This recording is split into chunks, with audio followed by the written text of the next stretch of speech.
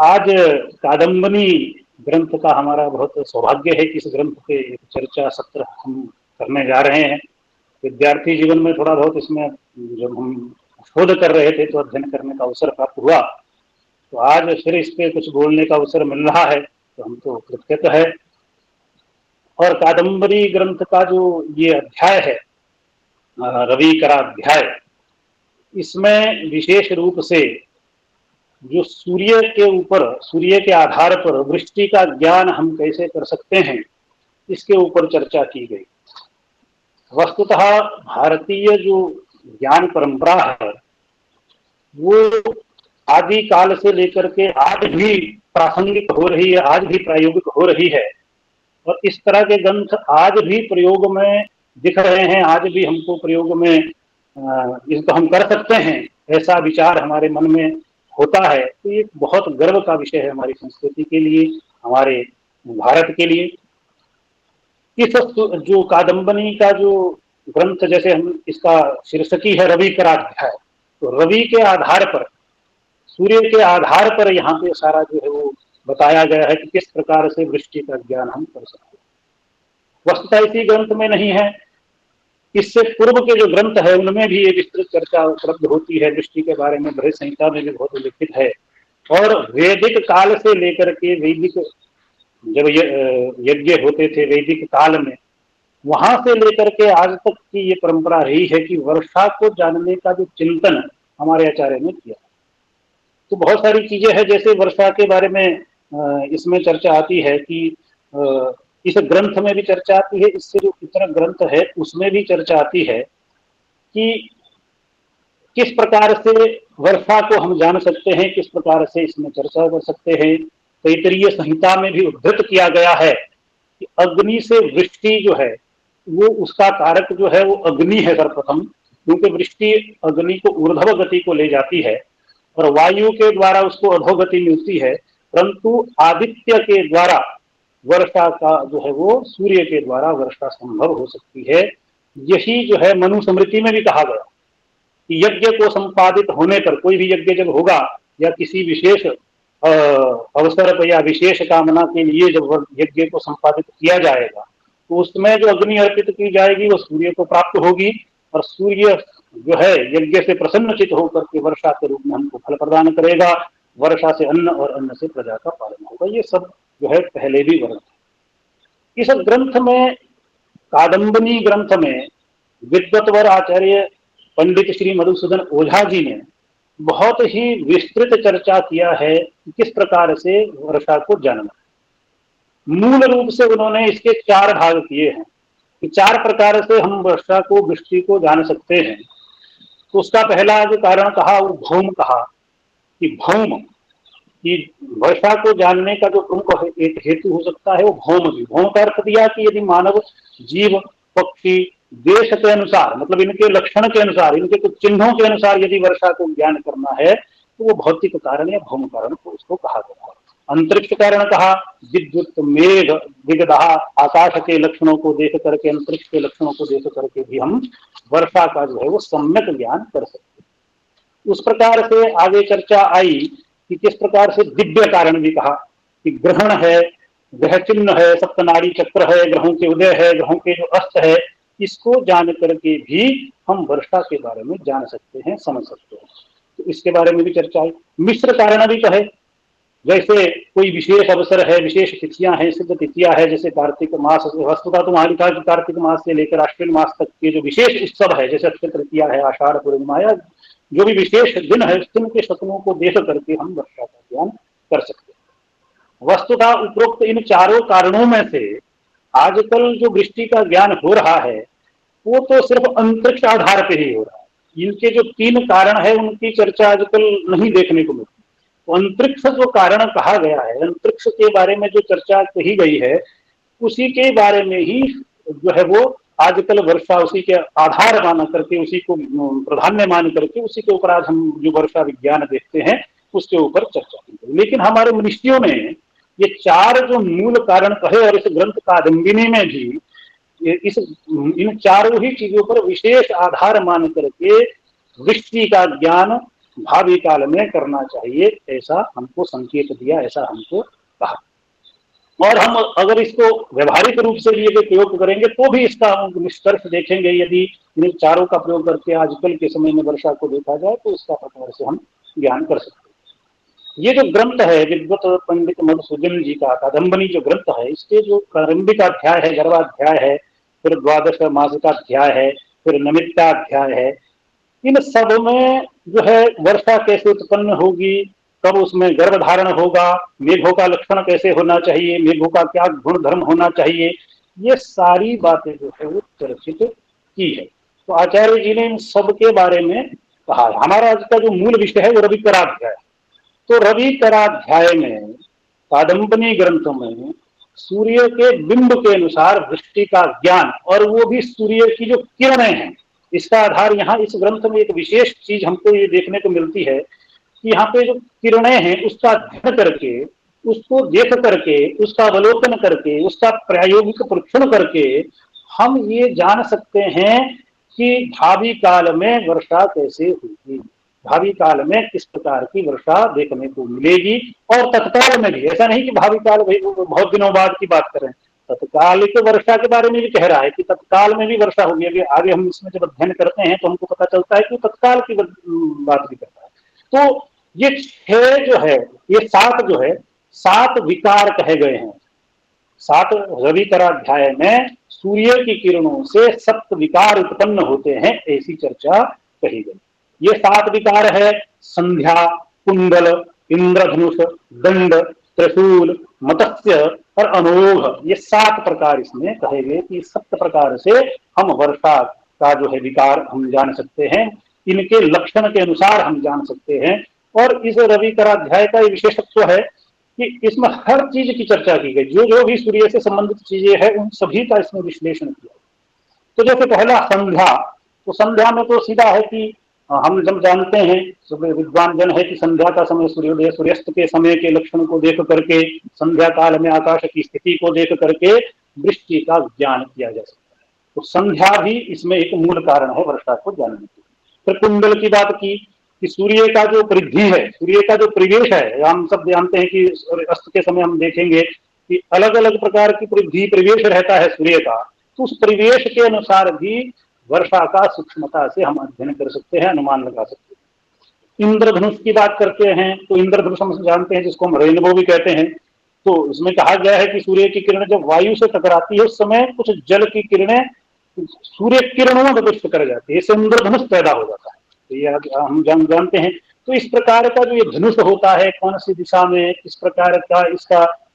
उसकी इस प्रकार का इसकी आकृति है, चिन्ह किस प्रकार से है, इसका अध्ययन करके भी वर्षा को सम्यक प्रकार से जाना जा सकता है, समझा जा सकता है। तो इस प्रकार से आगे इसमें आता है चतुर्थ जो विकार कहा, उद्दंड कहा, कि सूर्य की जो आकृति है, सूर्य से यदि कोई रेखा सीधी ऊपर की तरफ उठे, अवलोकित हो, तो ये सूर्य बिंब की सूक्ष्म रूप से यदि हम अध्ययन करेंगे तो एक दंड का रूप ले लेती है वो। तो रेखा का मतलब यहाँ किरणों से ही लेना चाहिए। यहाँ पे बार बार किरणों के कहा कि किरणों से ही रेखा का अर्थ है किरणें। तो दंड जो रेखा है वो तो दंडे की तरह, जो सूर्य की किरण एक दंडे की तरह ऊर्ध्व प्रतीत होती है, उस रेखा से भी हम जान सकते हैं वर्षा कैसे होगी, वो अभी आगे आएगा। त्रिशूल, दंड रेखा को यदि 3 भाग कर देंगे तो एक त्रिशूल की आकृति वहां बन जाएगी, उससे भी वर्षा का अध्ययन कर सकते हैं। मत्स्य कहता है कि विभिन्न दिशाओं में रेखा उत्पन्न होती है, उससे भी एक मत्स्य आकृति बनती है आकाश में, उससे भी वर्षा को जान सकते हैं। फिर अमोघ, कि आकाश में सूर्य की यदि एक रेखा ऊपर उठे तो अमोघ, इन्होंने कहा उसका अमोघ नाम दिया। जैसे इसके जो है वो रविकराध्याय का जो श्लोक है उसमें भी आता है, सूर्यात समुत्थिता रेखा अमोघ इति विधीयते साग्रेण खंडिता दंड तिस्रो रेखा त्रिशूलकम। सूर्य से जो ऊपर उठी हुई रेखा वो अमोघ नाम की है। यदि वो रेखा आगे से अग्रेण खंडित, आगे से खंडित हो जाए तो जो है उसका नाम जो है वो दंड कहते हैं। इस प्रकार से उसमें 3 रेखाएं यदि बन जाए तो त्रिशूल नाम उसको दिया। और इसी के अनुसार जो है वृष्टि का ज्ञान हम आगे चल करके कर सकते हैं। तो इसमें वृष्टि के ज्ञान के लिए सब जो अमोघ रेखा, क्योंकि सूर्य से जो ऊपर उठी हुई रेखा है उसके बारे में यहाँ पे ज्यादा वर्णन किया है इस कादम्बनी ग्रंथ में। उसके ऊपर फलादेश करते हैं कि जो वह ऊपर उठी हुई अमोघ रेखा है या किरण है, यदि उसका उस किरण का को यदि हम अध्ययन करें, उसका अवलोकन करें, उसको यदि ये श्वेत वर्ण युक्त हो, रवि करा सिता सिता, सिता मतलब श्वेत वर्ण युक्त हो, स्निग्ध हो, स्निग्धा कहता है, आध्य आदि मध्यंत गामी, हाँ, और वो अवच्छिन्न रेखा हो और आदि मध्य और अंत से युक्त हो, तो निश्चित रूप से वर्षा का लक्षण कहता है। उस समय वर्षा जो है होनी चाहिए। इस प्रकार की बात इन्होंने इसमें कही है। किसको देख करके? अमोघ रेखा का ज्ञान, अमोघ रेखा का अध्ययन करके यदि हम अमोघ रेखा को उसका अवलोकन करें, तो इस प्रकार से हम जान सकते हैं कि उससे जो है हम फलादेश कर सकते हैं कि वर्षा होगी कि नहीं होगी। इसी प्रकार से आगे कहते हैं कि यदि यही अमोघ रेखा अमोघा दक्षिणावर्ता दीर्घा, यदि यह अमोघ रेखा जो है अंतरिक्ष में दक्षिण की तरफ आपको दिखाई दे, दक्षिण की तरफ इसको दृष्टिगोचर हो एवं दीर्घाकार हो, दीर्घकार हो, दीर्घ आकृति हो, इसकी दीप्तिमान हो और पूर्ण रूप से दिखे, तो ऐसी जो सरला विरला योमनी ही दृष्टा श्रेयस्करा मता, ऐसी भी जो है वो सरल रेखा जो है वो ऐसी देखने में यदि आए तो शुभ वृष्टि कारक फलादेश करना चाहिए, ऐसा उसको जानना चाहिए। फिर उसी प्रकार से आगे कहते हैं कि यही अमोघ रेखा यदि कुलशा अमोघा कुलशा स्व कुटला विकृता अपि विछिन्ना विषमाधस्ता वामावरता अवृष्टिहा, इस प्रकार से लक्षण कहा गया। यही अमोघ रेखा यदि कुलशा, कुलशा मलिन हो, अच्छी दिखने में ना हो, अल्पाकार हो, अल्पाकृति की हो, तिर्यक हो, तिरछी हो, विकृत हो, विभाजित हो, विध्वंस युक्त हो और वाम की तरफ दृष्टि गोचर हो, तो अग्रिम समय में, भावी समय में वर्षा का अभाव, वृष्टि अभाव होना चाहिए, ऐसा भी ग्रंथ में वर्णन किया गया। तो इस प्रकार से इन्होंने जो है वो अमोघ रेखा के अनुसार जो है वो फलादेश यहाँ पे किया है कि इस प्रकार से हम वर्षा को जान सकते हैं। आगे भी लिखते हैं कि अमोघ रेखा यदि नाना वर्ण से युक्त हो, अनेक वर्ण दिखे आपको अमोघ रेखा में, धूल हो, पील हो, हरित हो, रक्त वर्ण की हो, विचित्र वर्ण से परिपूर्ण हो, ऐसी यदि वो आकाश में दृष्टि गोचर हो रही है, तो निश्चय से ही वर्षा होगी या निश्चय ही वो भारी समय में वर्षा कारक होगी, ऐसा समझना। तो इस प्रकार से ये अमोघ रेखा का जो है फलादेश इन्होंने या वृष्टि के लिए इन्होंने फलादेश किया है कि वृष्टि ज्ञान के लिए अमोघ रेखा को हम समझ सकते हैं, अमोघ रेखा से हम ज्ञान कर सकते हैं कि भविष्य में किस प्रकार की वर्षा देखने को मिलती है। इसी अमोघ रेखा का संध्या काल में विशेषत्व कहा इन्होंने कि संध्या काल में यदि इस अमोघ रेखा का को अगर हम अवलोकन करते हैं या इसका अध्ययन करते हैं, तो इसका विशेष जो है वो फल कहा है, विशेष जो है कहा है, जैसे कि यही अमोघ रेखा यदि संध्या काल में अमोघ रेखा आकाश में इस प्रकार की स्थिति हो, जैसे अभी थोड़ी देर से हम संध्या काल देखेंगे, संध्या काल में आकाश में बादल दिखाई दे, बादलों से भरा हुआ आकाश, और आजकल दिखता है क्योंकि आजकल बरसात का मौसम है, आकाश बादलों से हमको भरा हुआ दिखेगा। उस समय यदि सूर्य की आकृति या सूर्य की किरणों में या सूर्य की किरणों से ये अमोघ रेखा का दर्शन हो, तो अत्यधिक वृष्टि का योग निश्चित रूप से कहना चाहिए।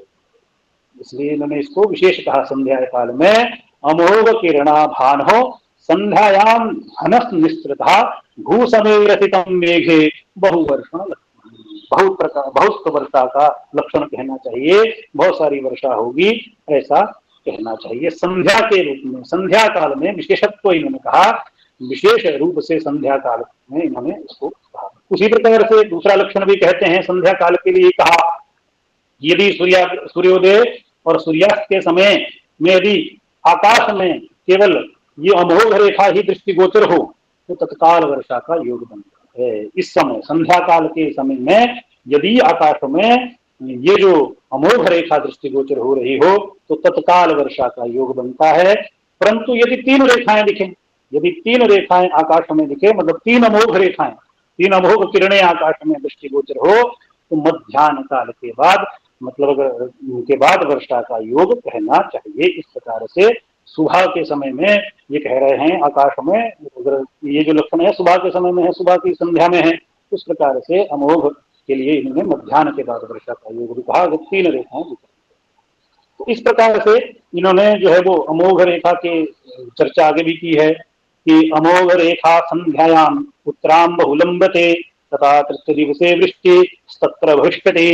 अमोघ रेखा संध्यायाम उत्तराम यदि लंबते शीतकाले अतिशीतम स्यात् वर्षा काले तु वर्षति। इसके बारे में भी कहा कि यदि ये अमोघ रेखा संध्या के समय उत्तर दिशा में अत्याधिक झुकी हुई प्रतीत हो, बहुलंबते अत्याधिक झुकी हुई प्रतीत होती है, उस दिन से तीसरे दिन वर्षा का योग बनेगा। यदि आज ये योग घटित हो रहा है तो तृतीय दिन में वर्षा समझनी चाहिए। हम उसी प्रकार से कहते हैं कि अमोघ रेखा जो है संध्या काल में उत्तर दिशा में हो और वह भी अत्यधिक लंबी दृष्टिगोचर हो तो भी आगे लक्षण वर्षा के लिए कहते हैं कि शीतकाल में अधिक शीतता अधिक ठंड और वर्षा काल में अच्छी वर्षा का योग होगा। इस प्रकार से संध्या के अनुसार जो है इन्होंने ये लक्षण कहा है। उसी प्रकार से इसका जो है वो आगे भी कहते हैं कि यदि पश्चिम दिशा में अमोघ रेखा अथवा जो सूर्य की किरण है, अमोघ नाम की सूर्य किरण है, इसका दक्षिण पश्चिम में हो तथा सायकाल में विकृत रूप में दिखे, सायकाल में विकृत मतलब खराब रूप में दिखे तो उस रात्रि के अंत में अथवा अगले दिन अधिक वर्षा का योग होगा, ऐसा भी समझना चाहिए। सूर्योदय काल में पूर्व दिशा में अमोघ रेखा दिखे एवं यह पश्चिम और उत्तर दिशा की ओर गमन करती हुई दिखे तो अग्रिम 10 दिन तक जो है अल्प वर्षा और वायु वेग चलता है। सूर्योदय काल में पातः पूर्वोत्थिता रेखा पश्चिमान उत्तरामपि यदि आती तदा वर्षा दशाहं वायु अथवा। इस प्रकार से भी इन्होंने लक्षण कहा है। इस प्रकार से भी अमोघ रेखा जो है वो इन्होंने संध्या काल के अनुसार भी इसको विशेषत्व दिया, विशेष कारण इसको वर्षा के दिए और जो है और लक्षणों के कारण से भी वर्षा होगी ऐसा जानना चाहिए। फिर मत्स्य रेखा, इसके ऊपर भी कहा कि यदि आकाश में 2, 4, 6 इस प्रकार से, क्योंकि मत्स्य रेखा का लक्षण कहा था कि जो विभिन्न दिशाओं में अलग अलग दिशाओं से यदि रेखाएं बन रही है मत्स्य रेखा बनती है और वो मत्स्य रेखा यदि आकाश में 2 हो, 4 हो, 6 हो, इस प्रकार की संख्या में आकाश में दिख रही है और इतने ही संख्या में इंद्रधनुष भी दिख रहे हैं, आकाश में दृष्टिगोचर हो रहे हों, तो जो है वो इसके लिए कहा आंधी और तूफान चलने का योग होता है। इस प्रकार से इन्होंने जो है वो आंधी तूफान या चक्रवात जो चलते हैं उसका लक्षण भी कहा। आगे इसमें और एक विशेषत्व कादम्बरी ग्रंथ में मिलता है, इसी अध्याय में अध्याय में है कि जो ये रेखा है, जो दंड रेखा, उसका विशेष फल कहा है ब्राह्मणों के लिए, राजा के लिए विशेषत्व कहा है कि इसका कहीं ना कहीं उसके लिए भी हम इसका जान सकते हैं कि न केवल वर्षा का भी ज्ञान करना है यहाँ पे, बल्कि हम इसके द्वारा जो मनुष्य या कहीं ना कहीं जो भूमंडल है उस पे जो राजा है और जो हम मनुष्य निवास करते हैं उनके ऊपर भी इसका प्रभाव होता है। तो क्या लिखते हैं कि ये जो अमोघ रेखा है, कि ये जो दंड रेखा है, इसके बारे में कह रहे हैं कि यदि आकाश में सूर्य किरण, वायु और मेघों का संघात एक डंडे की तरह हो, एक दंड की तरह ही आकाश में एक सीध में दृष्टिगोचर हो और वह आकृति आकाश में कोणात्मक रूप से दिखाई दे तो निश्चित ही सदंड कोण गो राज्याम द्विजानाम दिक्षु दुखद। तो वो दंड रेखा जो है निश्चित रूप से किसी राजा के लिए, द्विजानाम किसी ब्राह्मण वर्ग के लिए विशेष रूप से अरिष्टकारक होगी, ऐसा भी यहाँ पे उन्होंने कहा है। उसी प्रकार से आगे और कहते हैं प्राण मध्य संधि दृष्टो अयम युद्ध संभावना कर श्वेतादि वर्णा विप्रादीन हंति स्वाभिमुखान दिशम। उसके प्रकार से भी कहते हैं यदि यह जो दंडात्मक रेखा है, दंडात्मक आकृति है, आकाश में पूर्व दिशा और मध्य दिशा की संधि में हो, उसके संधि भाग में हो, तो भी आगे भावी समय में या भविष्य में युद्ध की संभावना होती है। और इस प्रकार से आकाश में स्थित, इस प्रकार से और भी कहते हैं यदि यही जो रेखा है आकाश में स्थित होकर वह दंड रेखा जो है वो श्वेत वर्ण युक्त दिखाई दे तो उस दंड रेखा के जो सम्मुख क्षेत्र होगा, सामने जो क्षेत्र होगा, उस क्षेत्र में स्थित ब्राह्मण वर्ग के लिए, ब्राह्मण जाति वर्ग के लिए मरण का योग, मृत्यु का योग बनेगा, ऐसा भी इसने फलादेश किया है। तो ये जो मूल रूप से जो रविकराध्याय है, और इसमें जो ये सप्त विकार कहे गए हैं, और उसमें भी सप्त विकारों में विशेष करके जो अमोघ दंड और विशेष करके जो अमोघ का फल इन्होंने कहा, और वो भी संध्या काल में कहा, और ये जो दंड का फल कह रहे हैं, ये विशेषत्व है कि इस प्रकार का जो अध्ययन करके हम दृष्टि को भी जान सकते हैं, और भावी समाज में या भावी समाज में होने वाली घटित घटनाओं के का भी शुभाशुभ फल हम कर सकते हैं। इस प्रकार से ये जो कृति है, कादम्बरी जो कृति है, जो पूरी ग्रंथ को यदि हम देखें, और विशेष तौर पर अगर ये आज का जो विषय है रविकराध्याय, इसमें जो ये आचार्य विद्यावाचस्पति पंडित मधुसूदन ओझा जी ने जो वृष्टि विज्ञान के हमको प्रत्यक्ष सिद्धांत दिए हैं, और जिन सिद्धांतों को इन्होंने अपने ग्रंथों में उल्लेखित किया है, इन सिद्धांतों को यदि हम आज के समय में इसका प्रायोगिक किया जाए, इसको समीक्षण किया जाए, इसके ऊपर इसको निरीक्षण किया जाए, क्योंकि तो अनुभव का विषय, अध्ययन का विषय है, प्रतिदिन इसको अध्ययन करना पड़ेगा, प्रतिदिन इसको जानना पड़ेगा, नित्य इसके ऊपर फलादेश करना पड़ेगा, तब जा करके हम इसको जान सकते हैं। तो नित्य इसको जान करके हम जो है वो फलादेश कर सकते हैं, और फलादेश के आधार पर जो आगे चलकर जो फलादेश के आधार पर ये ग्रंथ जो है नित्य उपयोगी होगा, और नित्य हमारे जो वृष्टि विज्ञान के जो सिद्धांत हमारे ग्रंथों में उद्धृत किए गए हैं, और इस प्रकार से ये ग्रंथ भी जो है वो समाज में उपयोगी सिद्ध होगा यदि इसका प्रायोगिक शिक्षण अध्ययन अनुसंधान किया जाए। तो इस प्रकार से इस ग्रंथ रविकराध्याय के लिए जो मूल रूप से जो तथ्य कहे गए हैं, सिद्धांत कहे हैं, उनको हम नितांत यदि प्रश्न के द्वारा, या इस ग्रंथ को हम क्योंकि हम वेद संहिता को हम लोग पढ़ते हैं, हम जो है मेदिनी ज्योतिष है, वर्षा विज्ञान है, उसके अलावा ये जो ग्रंथ है ये भी यदि पाठ्यक्रमों में होगा तो निश्चित रूप से ये भी जो है कहीं ना कहीं फलादेश इससे भी हम प्रायोगिक कर सकते हैं।